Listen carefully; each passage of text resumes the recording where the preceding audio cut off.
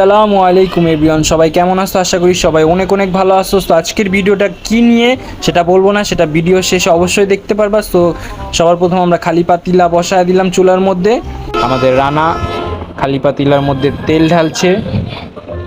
এখানে 3 কেজি তেল আছে। ফার্স্ট অফ অল প্রথম আমরা আলুটা ভাইজা নেই। প্রথমে আলু দেওয়া হয়, আলু এখানে হচ্ছে 2 কেজি। তারপর হচ্ছে এই মরিচগুলা এই ব্যক্তির খাওয়াইলো বলি কম হবে, কম হয় ওইটি কোনো ব্যাপার খালি খালি রোজা রাখছে দেখা।